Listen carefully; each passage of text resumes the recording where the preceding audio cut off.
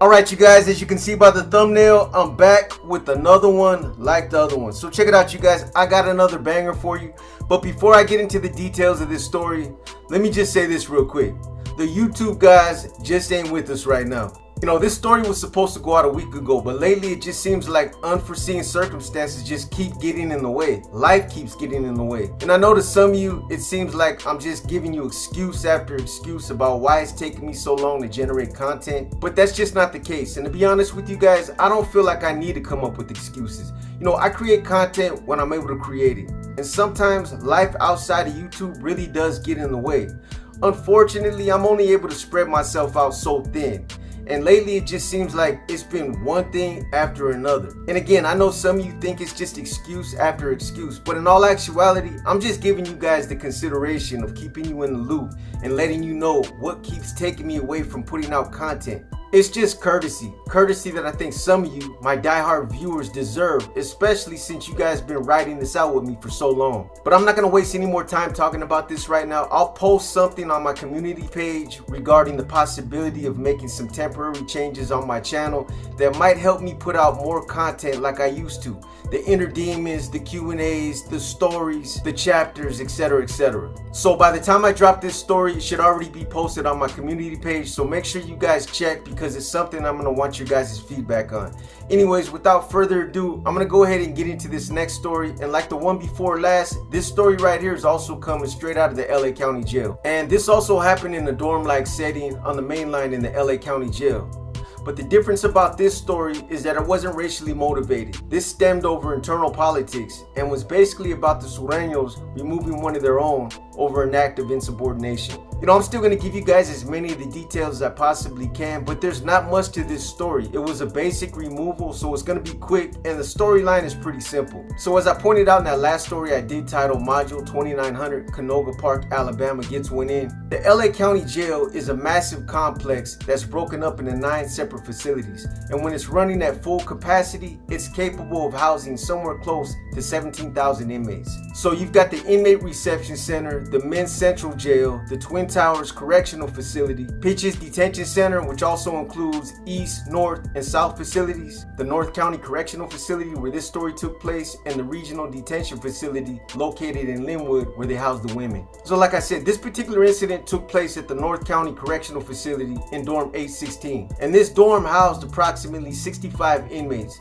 But the thing that I found interesting about that is that all 65 of these guys were Sureños, which tells me that they were segregating these guys either by ethnicity or affiliation. You know, I'm sure those of you who have been there know better than me, so weigh in on this in the comments. Let me know, are these dorms along the same lines or the same concepts as the gang modules, except they're just dorms? What I mean is, there's obviously a good reason why they have these guys segregated, either because they're doing it by different ethnic groups based on concerns about their affiliation as gang members, or it has something to do with the way that they're being classified within the jail. But do they do the same thing with the African American inmates and the Caucasian inmates? At any rate, there was 65 Sureños in this dorm, and according to my source, who I'm now going to refer to as Wizard from Cam, dorm 816 was a fully functioning Southside dorm. So later, during the course of gathering information for this story, I found out that the only way you'd be housed in a dorm like this is if you either identified yourself as being an active Sureño,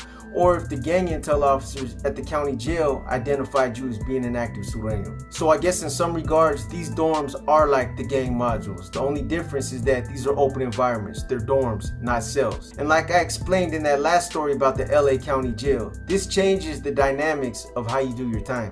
Either cell time or dorm living, where you have people walking around freely in common areas. So like every other active group that functions within the county jails and the state prisons within the state of California, the leadership structure and the title designations for the Sureños have gradually changed over the years. And what I'm referring to is some of the different leadership positions, such as the barman, the blockman, the llaveros, the meseros, the facility shot caller, etc, etc. These are different leadership designations within the Sureno leadership structure. These are different leadership designations within the Sureno leadership structure, and although they've changed and have fluctuated over the years depending on who's in charge and what titles they decide to use, the concept of their COC remains the same. It's the same thing when you consider the Norteños and some of their designated leadership titles. Over the years, they've continued to evolve and have changed some of these titles, but in theory, they've still remained the same in concept. It's the same thing when you consider the Norteños and some of their designated leadership titles. Over the years, they've continued to evolve and have changed some of these titles, but in theory, they've still remained the same in concept. An example would be the OA position, the overall position. This was a title designation that was used a lot in the early 1990s. But later on, towards the late 90s, that same position might have been identified as the RC, the Regimental Commander position. Both positions mean the same thing in concept, and they encompass the same tasks and responsibilities as the overall leader for that prison or that county jail facility. Both positions mean the same thing in concept, and they encompass the same tasks and responsibilities as the overall leader for that prison or county jail facility. I've said this before in the past, but when you really look at the leadership structures and the pecking orders of these two groups, there's a lot of parallels and they operate in similar fashion. I think the Nuestra Familia has stuck more with the paramilitary concept and is established more under a militant-based leadership structure. But that doesn't take nothing away from the Mexican Mafia, who has also adopted some of these same concepts for their Sureno following over the course of these last 25 to 30 years. I don't want to get off track, but let me just say this real quick.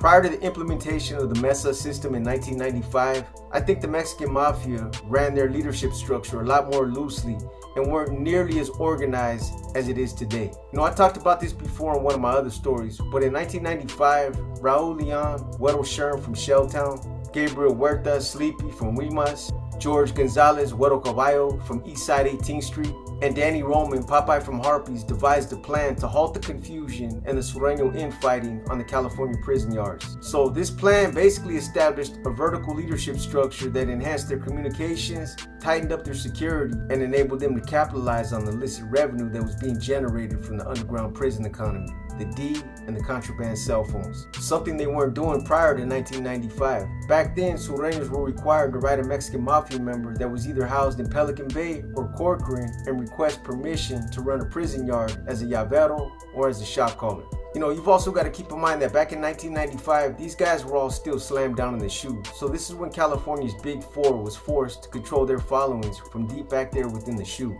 The other big takeaway is that they didn't have the luxury of using cell phones back then either. Everything was done the old school way, through covert communications, coded letters, carnival talk in the visiting room, and ghostwriting that was done on the inside of manila envelopes. And that whole system's functions was built on the premise that Sureños were better suited to execute the intricacies of a prison mainline themselves rather than a Mexican Mafia member who was sometimes 1,000 miles away in Pelican Bay shoe.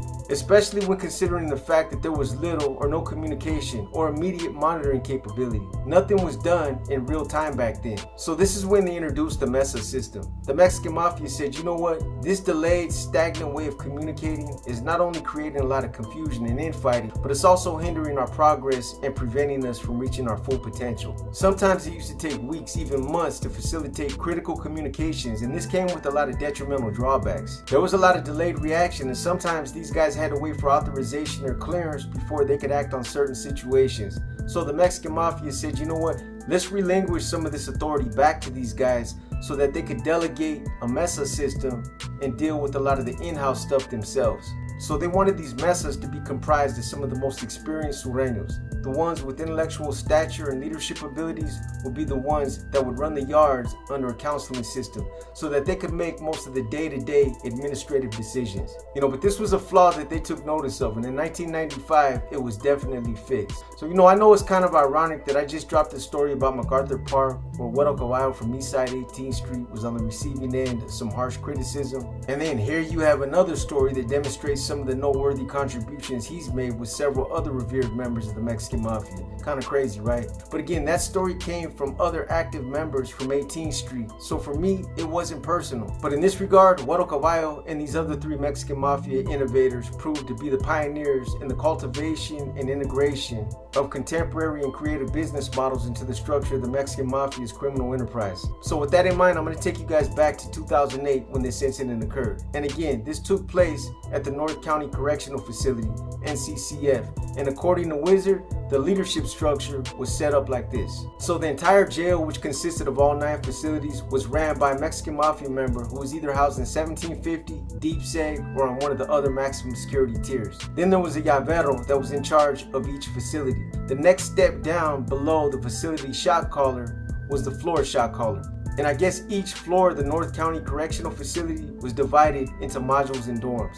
And each module and dorm had a Sureno shot caller. So in the event a situation arose that called for violence against another inmate, a situation that wasn't considered to be an immediate threat, the Sureno shot caller was generally required to get permission from other leadership contacts above him. And again, this is where that flaw often delayed time. But anyways, other responsibilities that these dorm or module shot callers were also required to maintain was to collect the weekly commission taxes from each Southsider in their dorm or module and to forward that revenue to wherever they were told to forward it to. And of course, this is for the purpose of generating money for the Mexican mafia, as well as to ensure that the jail remains self-sustaining. Now, the last part of this that my source Wizard explained before I get into the details of this story is that every new Sureno that arrived in any one of the housing units in that entire jail was shown a set of rules and regulations that pertain to the do's and don'ts in that jail. The Norteños refer to these as the HHPs, the household policies, but they're basically the same thing.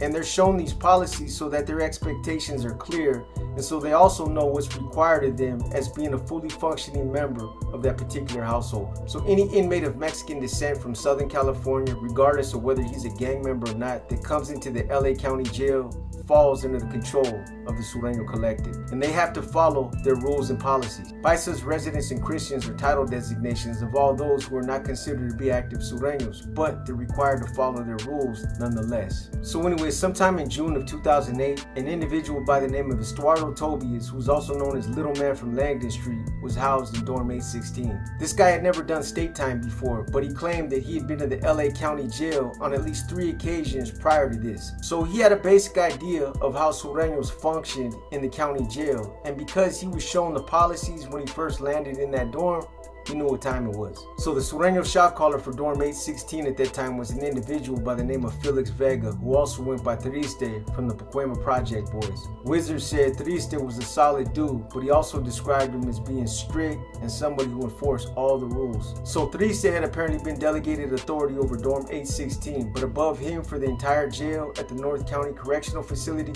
was an individual by the name of Raymond Cuevas, who was also known as Puppet from Baldwin Park. So I'll get back to Puppet in a minute, but first let me give you guys some of the background on that dorm. So apparently this dorm was considered to be a high transit dorm. There was always guys coming and leaving, which usually means that there's always something happening. And these types of housing units that are considered to be high transit, they're notorious for guys trying to come through and slip through the cracks because they know they're only going to be there for a short period of time.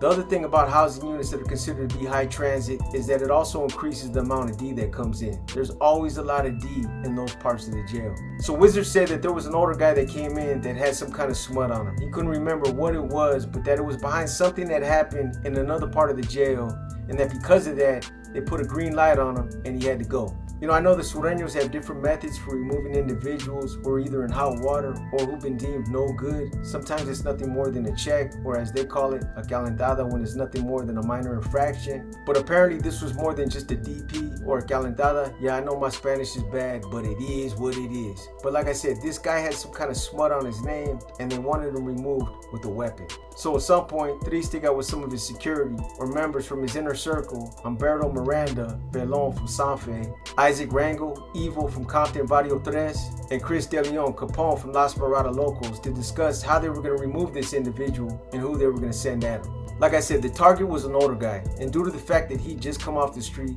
they all agreed that since he looked like he was strung out and he was in bad physical shape, that they probably only needed to send one shooter at him. So after considering all the different prospects that they had to choose from in the dorm, they all decided that they were going to send Little Man from Langdon Street. He didn't know any cleanup, he wasn't in any trouble, and it didn't have anything to do with him being disciplined. They just went off his history, and based on the fact that he was a youngster that had never put in work before, they just felt like it was his time to shine. So Triste, Pelon, and Capone approached Little Man and advised him that he was being called upon and that they were asking for his assistance in removing this older guy. Furthermore, they also advised him that they wanted him to use a banger based on the fact that leadership specified that they wanted this guy removed with a weapon. And again, keep in mind that Little Man had never been to prison, had limited schooling, and had never put work in before during the previous 3 or 4 times that he had been to the LA County Jail. But none of that really mattered now. It was his time now. When he identified himself as being an active gang member, and supposedly he made a choice to involve himself in gang banging on the streets. So he was signed up, and he made these choices freely. So he was well aware of what he was signing up for when he read those policies in the LA County Jail. And this is what a lot of you youngsters that are watching this video need to understand. This lifestyle ain't for everyone. You're gonna have to make a lot of sacrifices and commit acts of violence whether you want to or not. And sometimes that might put you at risk of catching a case or suffering serious consequences. And you're also going to have to involve yourself in certain things that are going to be expected of you. Things that could send you to prison for a long time. And once you involve yourself, you forfeit the right to say, nah, I don't want to be involved in that. Or nah, I don't want to participate in something like that. So if you're not willing to make these kinds of sacrifices, and if you're not really with the business, then you're just setting yourself up for failure. It's as simple as that. So just know that that lifestyle ain't just about the clout and the prestige of being a gang member. And it's not just about the money, the women, and the fancy cars. There's a lot of sacrifices that come with it. So apparently Little Man was one of those types of guys who claimed to be with the business, but the first time his name was called and it was time to put some work in, he was exposed. Whether it was because he just didn't have what it took to pick up a weapon and hit another inmate, or whether it was because he just didn't want to risk picking up another in-house case and possibly going to prison. Whatever it was, he didn't want no part of it, and now he was in a precarious situation himself. When you're asked to participate in a removal and your assistance is being requested in a situation like this, it's not something that's open for debate, and you really don't have no choice in the matter. The only thing you should really say is who's the target, when, and how do you want him hit. So again, with respects to Little Man, he started squirming and showing signs of weakness as soon as he was asked. He told Triste that he was there in the LA County Jail for a petty case and that he didn't want to take a chance of catching a new case, or he didn't want to take a chance of turning county jail time into state time. And then he actually had the audacity to ask Triste if he could pick someone else. He said he wanted to know if he could pick someone else because he knew he was definitely going to be coming back to the county jail and he'd take the next one. He basically asked Triste if he could take a rain check. But unfortunately for Little Man, it just didn't work that way. When he refused to participate in that removal, he put himself in the crosshairs and he became to be the target himself. And Triste gave him fair warning. He told Little Man that this was his last chance, that if he didn't participate, that he'd eventually have an issue coming himself. Then he advised Little Man that this was something that he couldn't refuse, and that they weren't concerned about whether or not he caught a case. Bottom line is that as active Sureños, they were all expected to make sacrifices, and that this just came with the territory. But Little Man was as blind as they come. He continued to politic reasons for why he shouldn't have to participate, and he basically made it clear that he wasn't going to get involved. And obviously Little Man's lack of schooling played a big factor in all this, because then out of nowhere he said that he didn't commit himself to nothing, that he didn't owe any cleanup, and that there were others in that dorm that should have been selected before him. Needless to say, that's just not how it works. But in one final attempt at trying to give him the benefit of the doubt, Triste told Little Man that if he didn't step up and do what was being asked of him, that he'd have an issue coming himself, and that this was his fair warning, that he was giving him one final opportunity to step up, and that after that it was out of his hands. I don't know what Little Man interpreted this to mean. Maybe he thought he still had time to think about it, or that he could approach Triste later and that maybe he'd reconsider it. But Little Man walked away and apparently acted like he wasn't too concerned about it, which again is definitely reflective of his lack of schooling, because anyone who's been around would have known that they were in trouble as soon as they refused to participate in that, and that they were putting themselves in harm's way. So even though Triste had made an imminent threat towards Little Man earlier that day and had basically warned him about what would likely be coming, from that point on, the other Sureños in the dorm continued to rock him to sleep and make him feel comfortable. So according to Wizard, it was about an hour after Triste, Pelon, and Capone had that first conversation with Little Man when Triste approached Little Man a second time and told him that somebody wanted to talk to him upstairs. And this guy was dumber than a bag of rocks, because later on Little Man would say that when Triste approached him about somebody wanting to talk to him upstairs, he assumed that it might have been Puppet, because Puppet was the one who decided what would happen in situations like this. But apparently he never considered the fact that this might have just been a ploy. And it was. Little Man said that he was under the belief that Puppet was the one who was responsible for administering discipline, and that it was him who decided who would get hit in that part of the jail. And I guess Little Man thought that maybe he could reason with Puppet or that he could talk him down. But this was all part of the ploy. Puppet wasn't even in that part of the county jail. This was just their way of getting Little Man upstairs. Anyways, by this time, Little Man was obviously feeling real comfortable because he didn't see any of the red flags that were starting to pop up everywhere around him. So as he began to follow Triste up the stairs, Evil, Capone, and Pelon came up behind him and began to flank him from his blind side. Little Man didn't know it at the time, but they were about to give him one of them old school blanket parties. And I'm sure most of you millennials have never heard of a blanket party before, so let me put you guys up on some game. A blanket party is when someone has a blanket thrown over their head and they're packed out and beat down. And obviously the blanket's used as a blinder so that the individual who's getting packed out can't see who's involved. Blanket parties were a frequent occurrence in the military, and this was a common term that was used in the 1980s. But like I said, Little Man couldn't see trouble if it was standing right there in front of him. He was as green as they come,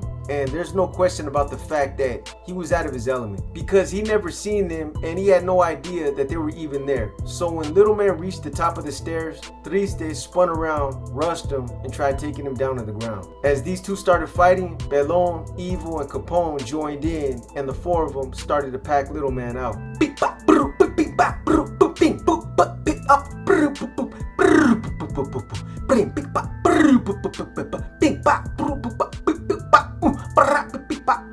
You guys know I had to hit you with the sound effects. So they got him in between the bunk beds towards the back of the dorm in an area that's considered to be a blind spot. And that's when they really started to big bop, big bop,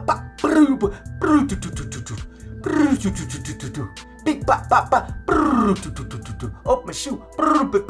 So as the four of them continued to kick and punch this guy, Edgar Centeno, Boy from Pasadena Latin Kings, Martin Paredes, Scary from Eastside Wimas, and Ivan Toscano, Lazy from Northside Longo also jumped in. Later, Little Man said that there was so many punches and kicks coming at him that he couldn't see who was doing what. And then at one point, he said that when he was trying to fight his way back up off the floor, that he felt a sharp, burning, stinging feeling on his left wrist, back, head, and arms. And when he looked down at his wrist to see why it was burning, that's when he seen blood spurting out of an artery that had been severed on his wrist. The blood was spurting out in small gusts every time his heart beat, and the burning was coming from being sliced with the razor. At one point, Little Man said that even though he was taking kicks and punches from every side, that he was still able to overhear someone say, "Cut his throat." The last thing that he said he heard was somebody yell out, "They're coming in," and for everyone to stop. This is probably about the time that the deputies ran into the dorm and started telling everyone to prone out and to get out on the floor. Later, Little Man would say that despite him hearing someone tell these guys to cut his throat, he believes that the only reason why it didn't happen is because he was being flung around like a rag doll, and this worked to his advantage. They couldn't keep him in one spot long enough to get a good shot in on him. Otherwise, they probably would have sliced him up a lot worse. The other thing that saved him is the fact that the deputies came in and intervened relatively fast after it started. Anyways, after losing so much blood from lacerations on his back, chest, head, and arms, Little Man passed out on the floor in a pool of his own blood. And like I said, he got lucky because it was almost simultaneously at the same time that he passed out that the deputies came running in and started yelling at everyone to get out on the floor and to prone out. So Capone, Evil, and Pelon were all visually identified as being involved in the assault. And even though everybody else dispersed and had gotten away, Triste, Boy, and Scary were all later identified as being involved based on the fact that all three of them had copious amounts of Little Man's blood on their clothing. So the deputies that responded to this incident would later testify in court that Little Man was drenched in his own blood and appeared to be suffering from several slashing injuries. They didn't know who used the weapons, but later when they searched the dorm, they found 2 tomahawks in the immediate area. For those of you that don't know, a tomahawk is a weapon that's constructed out of razor blades. It's a slashing weapon. A lot of the times, a crude, simple version consists of a razor with a piece of cardboard and elastic wrapped around it so you don't cut yourself. But a real tomahawk is a razor melted into a piece of plastic like a toothbrush, as you see in these pictures. So they found these tomahawks in the immediate area where the assault occurred, and the entire dorm basically became a crime scene as there was blood spatter evidence everywhere. On the walls, on the beds, on the floor, and then like I said, several of these guys had Little Man's DNA all over their clothing. Needless to say, they charged everyone who they believe was involved with attempted homicide, gang enhancements, and other charges that all related to this assault. And here's the other crazy twist about this story. Puppet from Baldwin Park, Raymond Cuevas, the one who was supposedly running that whole facility at the North County Correctional Facility, was a confidential informant who had been working for a well-known gang intel officer by the name of Deputy David Hardiman. I guess sometime in mid-2006, Puppet was housed in another part of the LA County Jail, and during that time, he was working as a trustee under this deputy. And I guess at some point, he apparently decided that he wanted to change his life. And it was during this time that he started feeding information to Deputy Hardiman. And here's the thing, because Puppet was a trustee and was always working in different parts of the jail, he was able to navigate and interact with Deputy Hardiman without drawing suspicion from the other inmates. And apparently they had a system. Puppet would alert the deputy and give them enough time to move potential targets before they were hit. He'd expose where they were safe keeping their weapons. He let this deputy know about the smuggling operations they had in motion, who was involved, when it was coming in, how it was coming in, etc., etc. And then he'd also keep them abreast of everything that was taking place within their leadership. He was basically giving up all the blueprints to everything that they were doing. But when someone's giving up this much information and it's clear that there's an inside plant and people are catching cases left and right, eventually they're going to start setting traps. And through the process of elimination, they cued in on them and they figured them out. So once it got to the point to where they basically burned him up, they then pulled the plug and shut him down before he became to be a target himself. And then later, when this investigation started and they charged these guys with attempted homicide on Little Man, Puppet not only testified, but he also gave the prosecutor the inside information that they needed in order to nail these guys. And here's the other crazy thing about this story. The district attorney that this case was submitted to was a no-nonsense, hard-marching, zero-tolerance type of DA who despised gang members. He picked this case up and stacked these guys with everything he could charge them with, so this case definitely ended up going to trial. But the crazy thing about it is that everyone except for Pelon ended up testifying at the trial.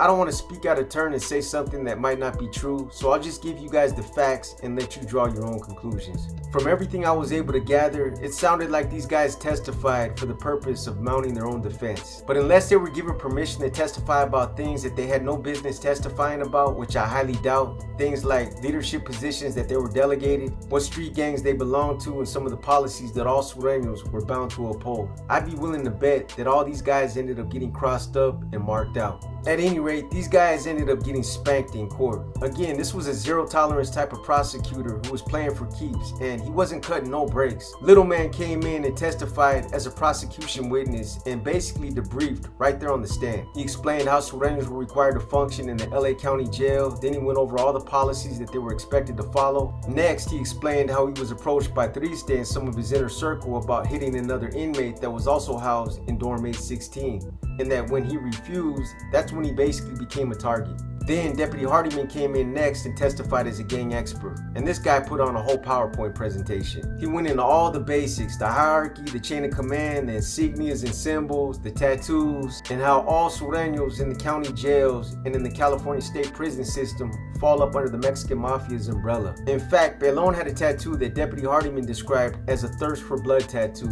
And he went into this long dissertation about what that tattoo represented to gang intel officers from their perspective, and some of the other tattoos that Sureños have to earn in order to get them. He then explained the different degrees of discipline and some of the misconduct infractions that would trigger these things. Everything from your basic discipline to your galentadas to green lights, and then in the most extreme scenarios, sending someone to Brazil. And the jury was mesmerized by everything he was laying out. They always are. A lot of them slept through a lot of the dry stuff, but when they got to the gang evidence, the violence, the internal workings, a lot of them perked up. Most of this stuff scares the shit out of juries when they hear it, and it's highly inflammatory, but this is how these cases are always presented. So next, Hardiman went into all the different status designations: the Mexican Mafia, the Camaradas, the Sureños, the Paisas, the residents, the Christians, etc., etc. He closed out his testimony by explaining his interaction with Puppet and how he started working for him as a confidential informant. He told the jury how he would act on the information that Puppet would give him and how he was required to vet some of that information before he would act on certain things. He gave a brief description about Puppet's history, why he deemed his information to be credible, and how many of those instances led to convictions. According to what Puppet told him, at one point when he was on the streets, he was even delegated the position of a crew chief for a longtime Mexican Mafia member that they wouldn't identify in court. For whatever reason, they wouldn't identify that member in open court, but apparently they did it in the judge's chambers in a hearing that's called an in-camera hearing. So after Deputy Hardiman testified, they had 5 or 6 other deputies come in and testify about what they seen when they responded to the incident that happened in dorm 816. Then they had a crime scene investigator come in and go through all the DNA evidence, which included the blood spatter evidence and the DNA that was found on some of these guys' clothing. And this was critical because it was the one piece of tangible evidence that connected a handful of these guys that weren't visually identified as being involved. On a side note, I've obviously seen a lot of assaults and a lot of attempted homicides in my lifetime, and in fact, a few that I even committed myself.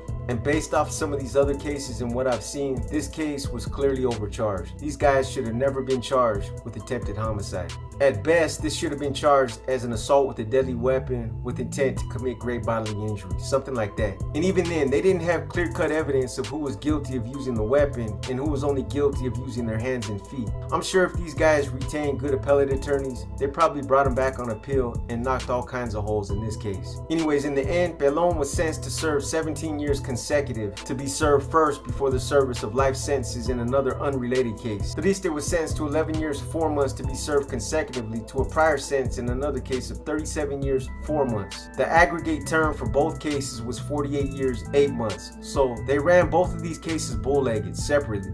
Evil was sentenced to 7 years 4 months to be served consecutively to another sentence in another case of 25 years. The aggregate term for both cases was 32 years 4 months. Then these other three, Boy from Pasadena Latin Kings, Scary from Eastside Wimas, and Lazy from Northside Longo, were all charged with assault, great bodily injury allegations, battery on a prisoner, and assault with a deadly weapon. They all got away with prison sentences that range from 8 to 11 years. And then of course, they all got hit with the standard 186.22, a gang enhancement that can carry up to 10 years, and that also goes hand in hand with another charge, participating in a criminal street gang. So that just about sums this one up. The underlying message for some of you youngsters that might be watching this is that these are the type of things that you sign up for when you decide that you want to be a gang member. You forfeit your right to make certain decisions, and you obligate yourself to get caught up in these kinds of boneheaded assaults. It only takes one guy or two at the most to get rid of someone who was in a situation like Little Man, but yet these guys sent 7 different individuals who all ended up catching cases, and collectively they were sentenced to over 200 years. That's ridiculous. But hey, if you feel like these types of situations represent a worthy cause, then do your thing and ride it out till the wheels fall off. Literally. You know, it's not my place to tell people to sign up for this lifestyle or to tell people not to sign up for this lifestyle. We're all capable of making our own choices, so that's on you. However, I think that you guys should at least be made aware of what it is that you're signing up for, and that you guys should also be made aware of the fine print, the things that people don't tell you until it's too late, so that you don't end up jumping into this half-cocked, and so you don't fall victim to a lifestyle